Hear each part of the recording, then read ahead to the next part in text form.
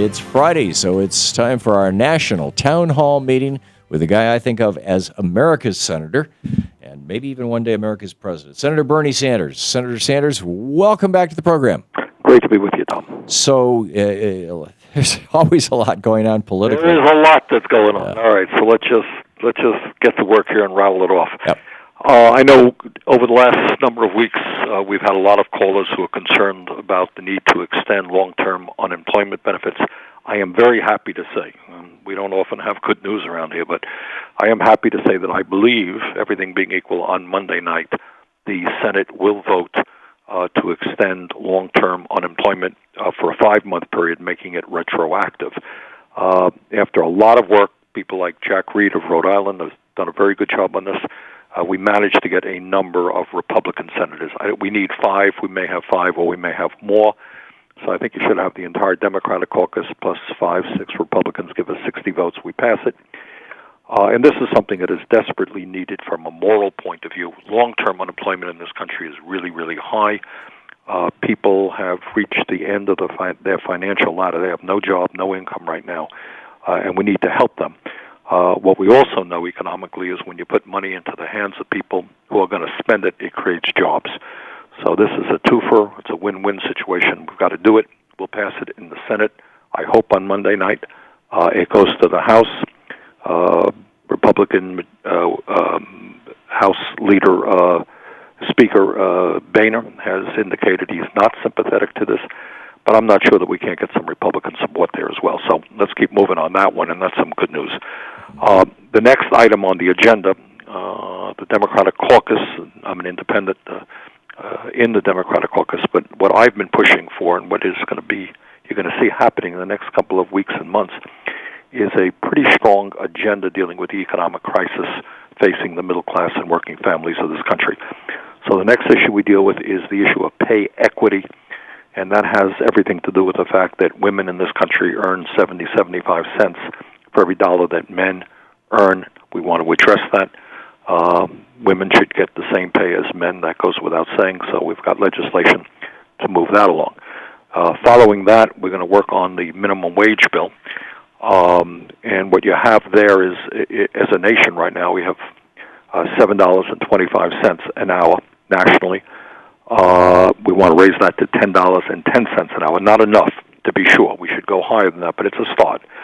And it will take a number of people out of poverty. It will impact, I believe, somewhere around 25 million Americans who will see a pay raise at a time when low-income workers desperately need a pay raise. So that is a good step forward, and we hope to have that on the floor within a couple of weeks. This last week, I think people observed a disastrous Supreme Court decision on what's called the McCutchen case, which is kind of a follow-up to the even worse Citizens United decision of 2010.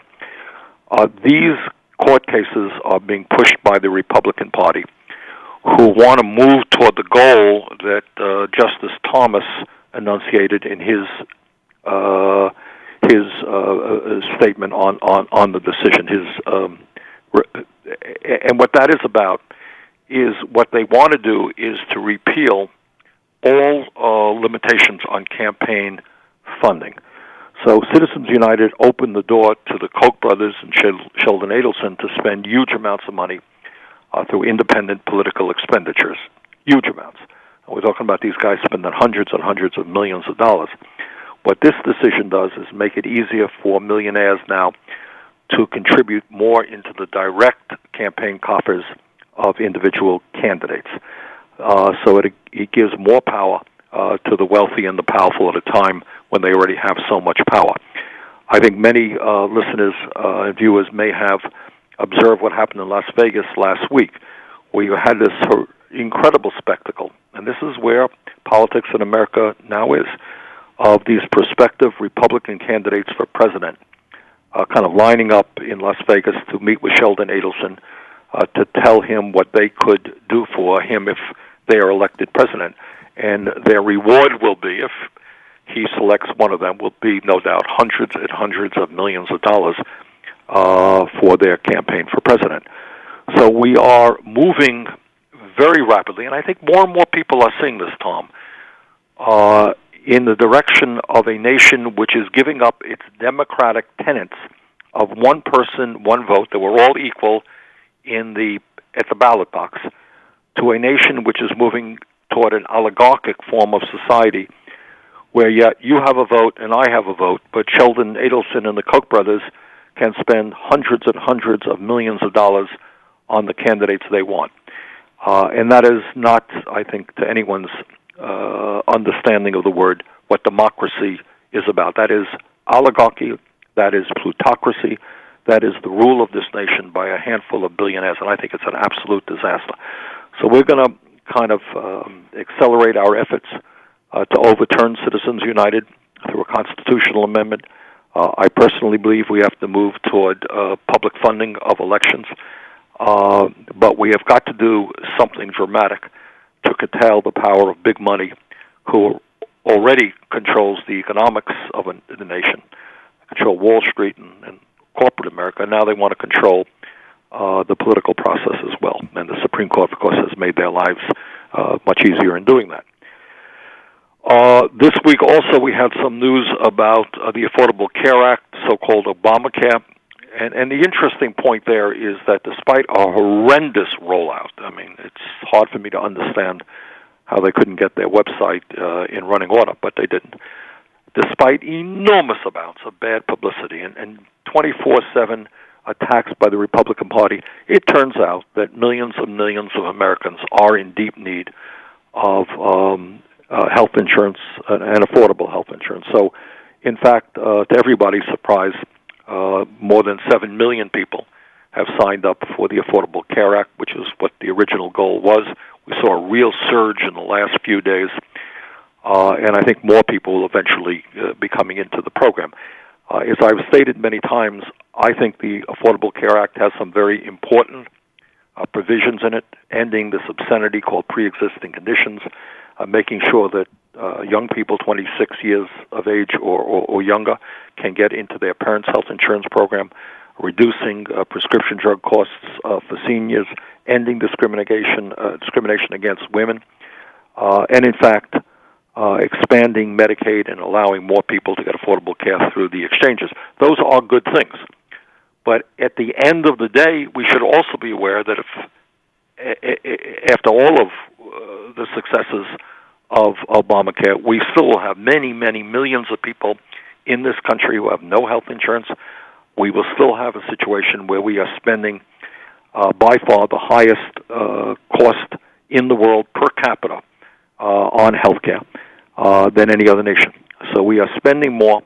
We still have so many people uninsured. We have people underinsured with high premiums, high deductibles. So Obamacare, to my mind, is a step forward. But I believe we have got to go forward toward a Medicare for all, single-payer system, a simple system that will greatly reduce administrative costs, open the door to every American citizen, and provide health care to all in a much more cost-effective way than we're currently doing that. So that is an issue that is out there. Obamacare, a step forward. We've got to go a lot further than that. This past week, there was another report from the Intergovernmental Panel on Climate Change, the IPCC, who are the most knowledgeable people in the world on the issue of climate change. And what they are saying and continue to say is extremely dire.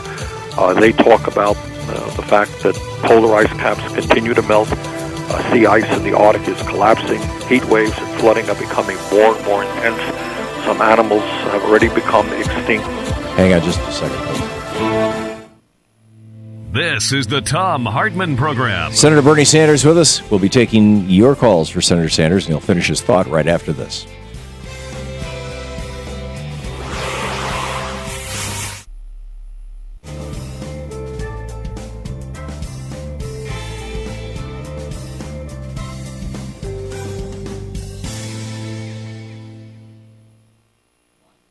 Welcome back. Senator, did you want to finish that thought? I just wanted to finish the thought that the Intergovernmental Panel on Climate Change, that's the UN agency, the IPCC, has just said what they have said in the past, except they're saying it with more and more concern now.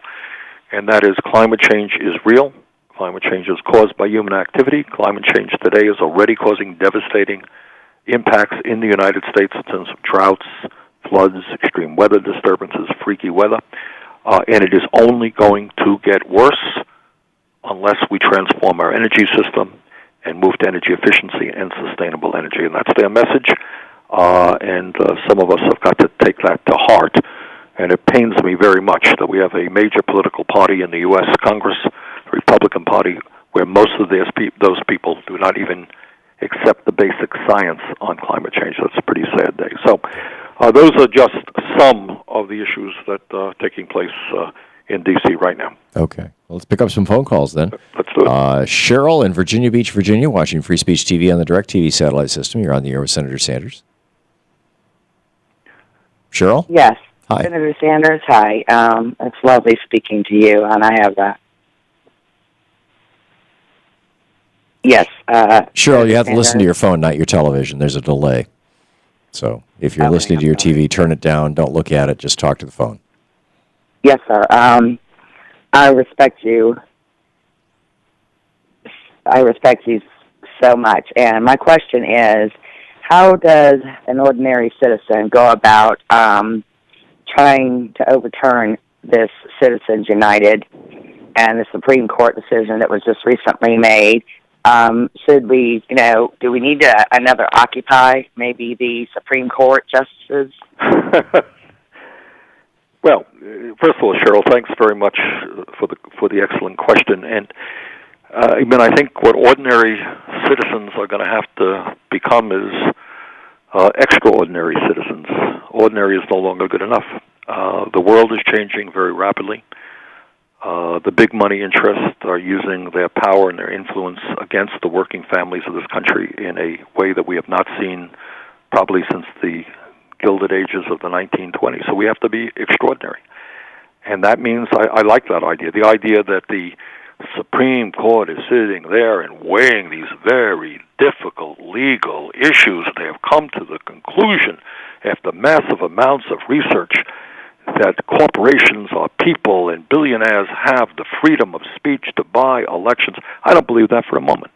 I think by a 5-4 vote, you have a conservative majority there who are working day and night for the interest of the wealthy and the powerful. And I do think we need to raise consciousness on this. And the idea of an Occupy Supreme Court is not a bad idea. We should expose them for what they are. They are paving the way for oligarchy in America. And their view is that it's fine that the billionaires have yachts and big planes and big homes and all that stuff, and make millions of dollars a year in salary. That's not enough for these guys. Now they have to own not only their corporations, they have to own the United States government. And if we do not put a stop to this, you're going to end up with a Congress that is just simply in the payroll of the billionaires. We're increasingly getting them. Senator Bernie Sanders with us. We'll be taking more of your calls right after this. Brunch with Bernie hour.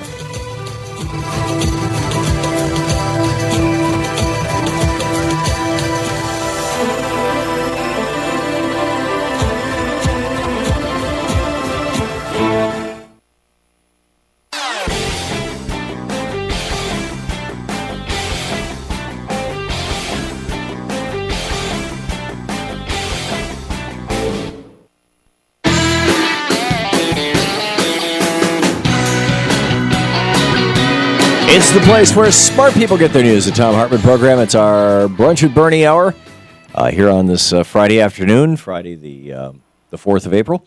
And Senator Sanders is on the line taking your calls. And James in Bonita Springs, Florida. You're on the air with Senator Sanders. Hi, Tom and Senator Sanders. How are you? Good. My question is, how does a corporation go about establishing its citizenship? I mean, what country is, say, TransCanada a citizen of, or British Petroleum? I mean, the 14th Amendment says, the first sentence is, all persons born or naturalized are citizens of the United States. Can we just simply pass a law that says corporations are not citizens? Well, James, there's a lot that we could do, but the nature of who sits in Congress right now tells me that it's not going to happen. In terms of Citizens United, the proper course is a constitutional amendment, which we should get started on right away. In terms of making sure that we don't revert back to where we were even before Citizens United, we need to pass public funding of elections. And what that says is that everybody in this country has the opportunity to run for office, and they're not going to get outspent 10 to 1 or 50 to 1. It will open the door to working class people to run, and middle class people who do not have to become dependent upon big money. You know, when I was on the floor this week talking about the issue, I just repeated something that somebody had told me, and they thought that it would really be cool if in the Senate or in the House you had members wearing wearing uniforms similar to NASCAR racers who have all those patches on them, you know, from the oil companies or the brake companies, and they can have the patches on them saying "I am owned and sponsored by the Koch brothers," or "Hey, Sheldon Adelson is my man," or "Hey this, hey that," and it would give people, I think, a much clearer understanding of why what happens is happening. When people understand that a candidate has gotten millions and millions of dollars from Wall Street or from the large energy companies, and you hear them speak on the floor, you understand where they're coming from. And but I think we need a whole lot more transparency, and we need real campaign finance reform. Elliot, in Mission Viejo, California, you're on the air with Senator Sanders. Yes, Elliot here. Mm-hmm. Are you? You're on the air, sir. Me? Okay. Question for both of you. How about listing each week on your websites, newsletters, and emails the contact information of, say, 10 or 20 legislators so we can urge them to overturn Citizens United and support the back-to-work budget of the Progressive Caucus? This would help motivate and unify our actions for achieving progressive goals. Well, that's a good suggestion, but the truth is, Elliot, those numbers and those emails are very, very accessible. I mean, they're on. Every member of Congress has a website. Every member of Congress has a phone, telephone number. Often they're 1-800 numbers. They're free, and people can find it pretty easily.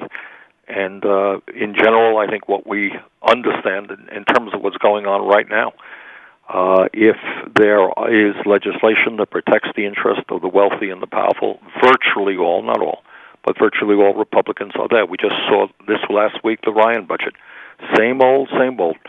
You'll all be shocked to know that Congressman Ryan, who's chairman of the Budget Committee in the House, is deeply, deeply concerned about poverty. And that is why he wants to cut virtually every program in existence that helps working people and low-income people, including massive cuts in Medicaid and in food stamps. So, and we have got to go after those people. I think sometimes these guys get a free lunch because people are not contacting their office, not demanding meetings with them, and that is exactly what should be done. Hey, Rick, in Milwaukee, Wisconsin, you're on the air with Senator Sanders. Hello, Senator. I've come to the conclusion that we need a new church committee to delve deeply into what the intelligence agencies are doing to cut through the secrecy. And it's evidenced by this report that's coming up soon that's going to be so heavily censored. It's going to be a censored version of a report about the CIA coming out of a Senate committee. We need, if this is a democracy, the public has to know more directly what the CIA was doing in terms of torture. And we also have these almost weekly revelations about NSA spying on Americans. I don't see how that can be done. That can be, it can be a house cleaning or reining in of that kind of behavior without a church committee. Rick, I think you make a good point, and I tend to agree with you. I think you have theoretically, this work is done by the intelligence committees in the House and the Senate. I am disappointed in the work being done by both committees, and there's just too much, there's just not enough transparency.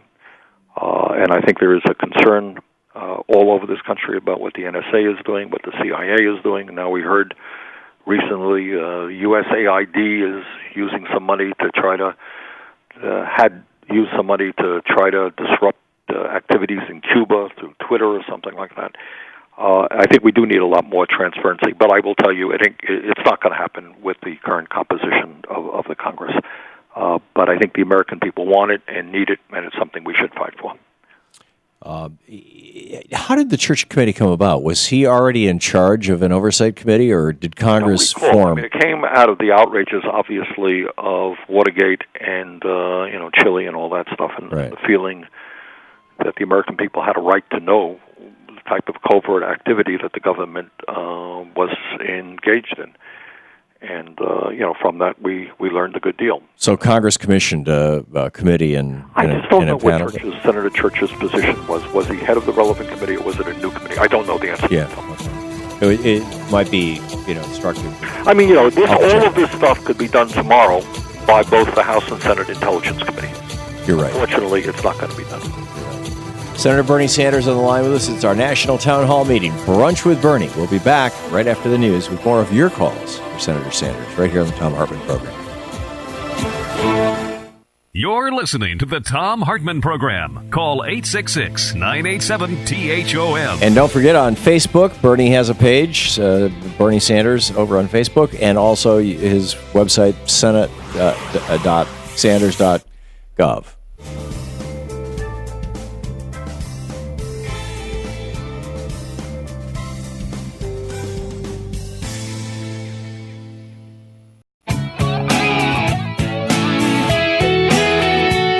Welcome back. 28 minutes before the hour. Thom Hartmann here with you. It's our Brunch with Bernie hour. Senator Bernie Sanders on the line with our national town hall meeting. Sanders.senate.gov is his website. I've got a bit of a cold the last 2 days here and too much Benadryl, I think. Anyhow, Ashes in Chicago listening on WCPT. You're on the air, Senator Sanders. Hi, Tom. Hi, Senator Sanders. Hi. My question is, will the single-payer system in Vermont replace the private insurance companies there when it's implemented? Yes, that is the goal. The United States is the only country in the industrialized world, Ashes, where the private insurance companies play a significant role in the delivery of health care. And in my view, that reality of having private insurance companies whose only goal is profit, it distorts just so many things in terms of the provision of health care, which ends up resulting in the United States spending much, much more per person on health care than any other nation. We already have, as I'm sure you know, a single-payer system in a sense through the Medicare system, which is very, very popular. We have a more or less socialized healthcare system through the Veterans Administration, which is also among veterans quite popular. So I think that when we end the enormous waste and bureaucracy and inefficiency inherent in a for-profit healthcare system, we're going to be able to provide better quality care to all of our people at less cost per capita. Virginia in Seattle. You're on the air with Senator Sanders. Yes, I'm waiting with bated breath. When is Senator Sanders going to announce he's running for presidency? This country, this world is in such desperate shape. I don't think we can survive without him. I'll donate all the money I'm saving for vacation to his campaign. Oh, my God. Thank you, Virginia. Virginia, thank you very, very much. And please take the vacation. It's very early in the political process. We have a major election coming up in November where I'm going to be working as hard as I can to see the Republicans do not take over the U.S. Senate and hopefully lose control over their House. But let me be very, very clear whether I run or not. No one person, not me, not anybody else, is alone going to change this country. What we need is a political revolution. And it means, getting back almost to the very first question that Cheryl asked at the beginning of this program, we just need ordinary citizens to become extraordinary citizens, to become involved in the political process in a way that people just have never done before. Because right now, the old status quo is gone.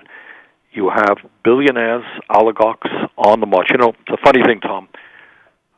We talk about oligarchs in Russia, right? Mm-hmm. Yeah. Everyone's, oh, my God, Putin is surrounded by these oligarchs that run the country.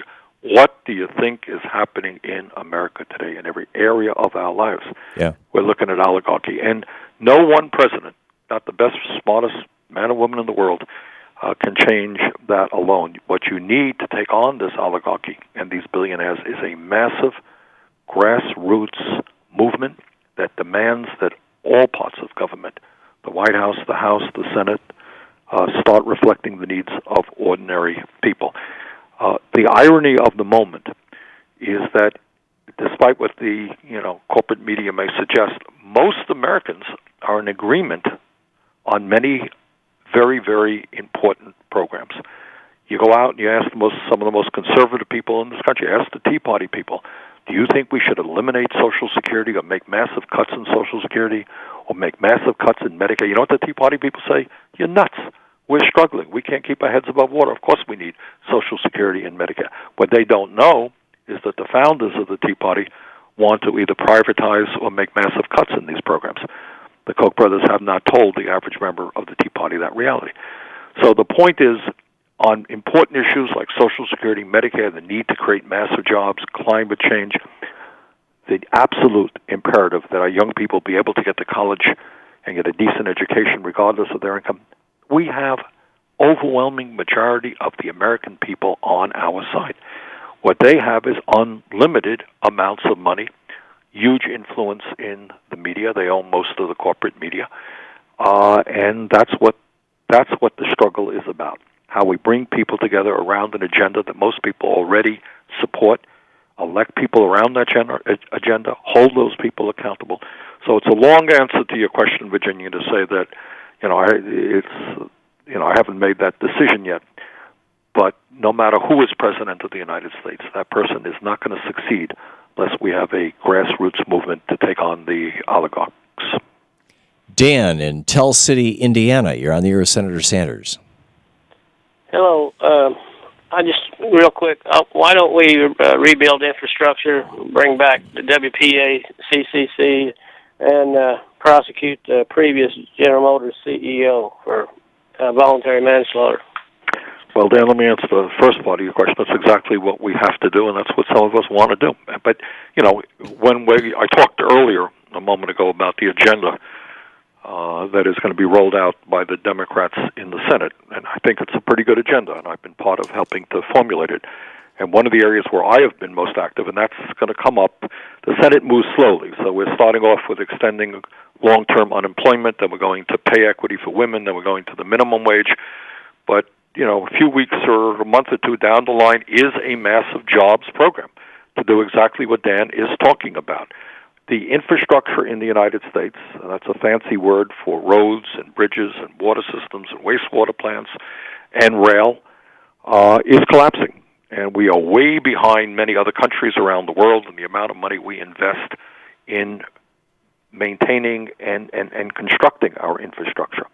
And when you have a strong infrastructure, you're going to be a more productive society, and it is, in fact, according to the economists, the fastest way to create decent-paying jobs. So Dan is absolutely right. It's on the agenda, and I hope we can get some Republican support for it.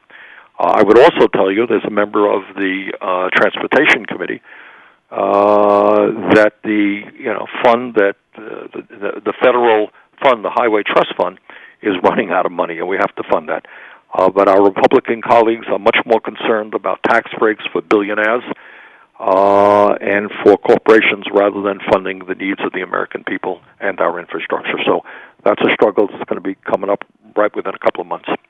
Rob in Carson City, Nevada. You're on the air with Senator Sanders. Hi, this is Rob.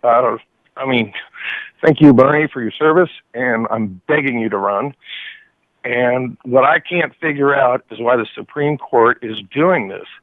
What's their agenda? They've got the job already. They know that it's wrong. Well, Rob, none of us are psychoanalysts who can get into the heads of Roberts or Scalia or so forth. But, I think they have a mindset. They have a conservative mindset, which is consistent with what right-wing Republicans believe, and that is less government, is good for the United States of America. So in this case, their goal is to get government regulations in terms of campaign finance out to end those. And the end result will be unlimited spending on the part of the wealthy to elect the people that they want. And I will tell you that unless we change this, the day will come when a handful of billionaires will sit in a room and decide how many hundreds of candidates for the House and Senate they will be funding. And they can fund it to unlimited levels. What people should appreciate is just in the last year, the Koch brothers, who are now the second wealthiest family in America, just listen to this. Their wealth went up from $68 billion. They were poor guys. They were struggling on a mere $68 billion. But they had a good year last year. They went up to $80 billion. In 1 year, they saw their wealth increase by $12 billion. Sheldon Adelson also saw his wealth increase, I think it was by over $10 billion. So for these guys to put $1 billion into elections, which is as much as Barack Obama spent in his entire presidential campaign, $1 billion is 1/12 of their increase in their wealth last year. It is peanuts. It is peanuts. And their only problem is to decide, when it becomes counterproductive, when people perceive they're spending too much. But they have literally unlimited resources. And the day will come, unless we stop them, when they will own the United States House and the United States Senate and most of the members in those bodies. Tim in Hendersonville, North Carolina. Just a minute to the break. Tim, a quick question for Bernie? Yeah, the question is, I don't know if Mr. Sanders is aware, but all the states that turned down Medicaid expansion are now using some, Obamacare decision, or saying it's Obamacare, to continually deny Medicaid patients services, X-rays, MRIs, CAT scans, where ordinarily a couple of years ago they wouldn't have denied those. In fact, they would have been very routine. You go to the doctor now, you get a letter of denial saying we're no longer paying for these services. Even they've lowered their list of drugs they cover. They're doing this and saying that it's a result of Obamacare, but these states did not take Medicaid expansion. Right. So this is causing pain and suffering, making a lot of people, it's even life-threatening. So your question, Tim? Well, I think I got okay, the message. okay, do we have time to answer it right now? Yeah, you got 10, 15 seconds. All right, well, we'll answer it after the break. But Tim raises an incredibly important point, which we will get to after the break. We'll pick up on the other side. And bottom line, from my point of view, is that they're doing this to make Obamacare look bad and hurt the president, too. Anyhow, Senator Sanders is with us. It's Brunch with Bernie Hour, our national town hall meeting here on the Thom Hartmann Program. Check out Bernie's website at sanders.senate.gov. He's also got a very significant Facebook presence that you can check out. And you can sign up for his newsletter. You're listening to the Thom Hartmann Program. Visit thomhartmann.com for audio and video archives. That's sanders.senate.gov. It's also a great news site. We'll be back.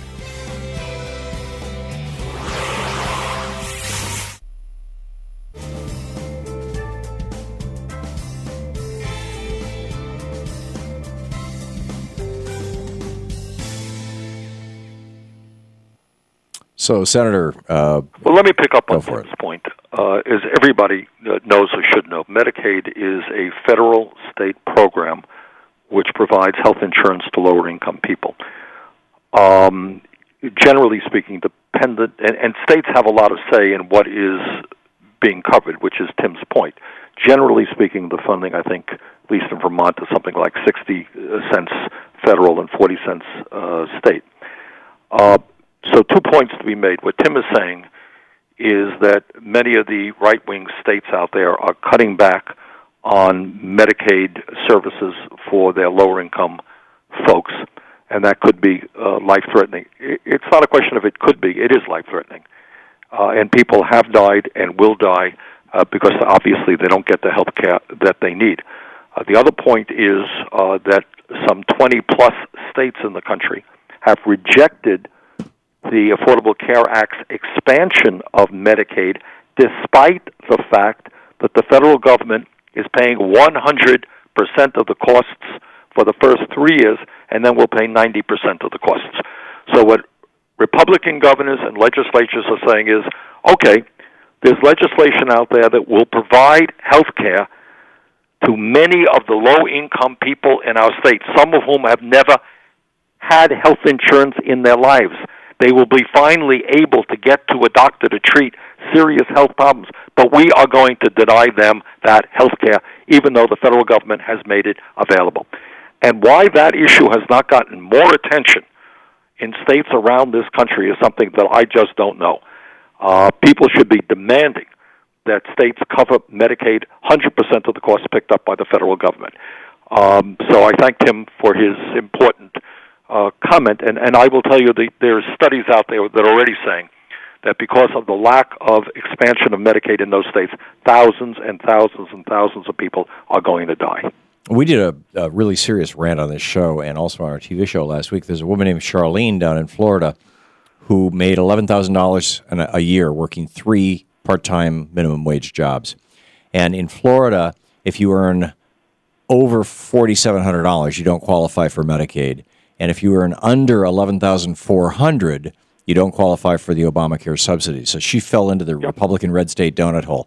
She went to an ER because she was having pain in her chest. They told her she had heart disease. She needed, this is a young woman in her 20s, late 20s, the mother of 3 kids. They told her that she needed to be on regular medication to keep her heartbeat regular. She could not afford that. Then they hit her, actually at that point in time, she had 2 jobs.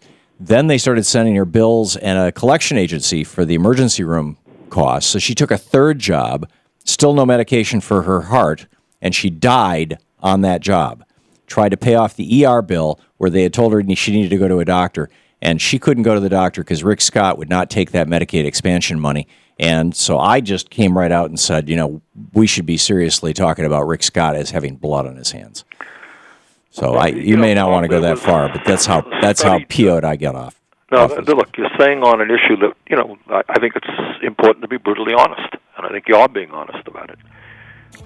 There was a study that came out from Harvard University a few years ago talking about 45,000 people in this country dying precisely in the circumstance of Cheryl because they don't have health insurance, unable to get to the doctor when they should. Yeah. And I don't think anyone should be shocked about it. It's kind of common sense. If you don't have any health insurance, you're going to delay or not go to the doctor. You don't go to the doctor, guess what? You're going to get sick and you're going to die. There you go. We'll be back with more Senator Sanders right after this.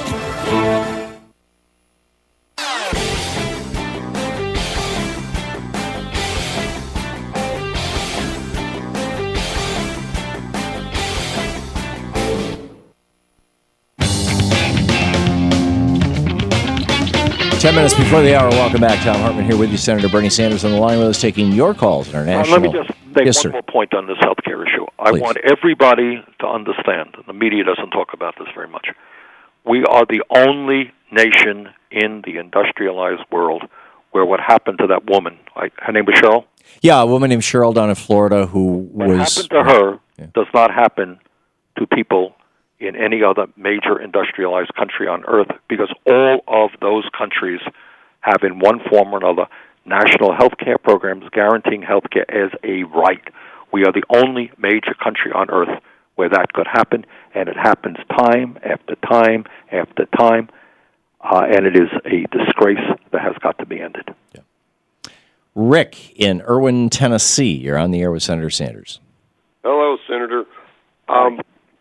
What I'd like to do is suggest that maybe since the Social Security cap's at 108 or 113, and congressional pays up around 170 or 80 in there, we need to start complaining about why should these guys be getting our money and not paying Social Security taxes on it. Just raise the cap to the congressional pay, and it goes up when the congressional pay goes up. We'll exempt the president. We'll use that for a bargaining chip later. Well, Rick, we have legislation in which would do more than that. The cap right now is $117,000. Legislation that I have in would start at lift the cap from all people making $250,000 or more. And when you do that, you will bring enough money into the Social Security system to keep it vibrant for the next 50 or 60 years. But we have to do even more than that, and we're working now on legislation that would not only lift that cap and make sure that we have Social Security there for the next 50 or 60 years, it would also increase the benefits. Right now, we have a whole lot of people who get Social Security today, but can barely live on what they're getting. So we need to increase the benefits as well. Okay. Paul in Lucerne, California, watching Free Speech TV. You're on the air with Senator Sanders. Hey, Senator Sanders. Thank you for doing such a good job. Thank you, Paul. I got a quick question. Is there any way that the Democrats really got to get on messaging? I mean, we had a report that was released this week talking about climate change and how dire consequences. And then you have the House of Representatives passing a bill basically outlawing the research of climate change. You can only, research the cause. You can't research the actual. You can only research the effect, not the actual cause. That's crazy. Well, Paul, let me just say this. In my view, the Democrats are nowhere near as vigorous or as strong as they should be in standing up for working people or standing up, in this case, for the environment and the planet. But sometimes they get a bad rap because it's not that the Democrats are not, at least some of the Democrats are not, they are trying to get the message out, but you're running into a corporate media wall. I think I mentioned in the past that there was a study that came out that on the major network Sunday talk shows, which are very important, they had something like 27 minutes of climate change over the last year, and one show had one scientist on.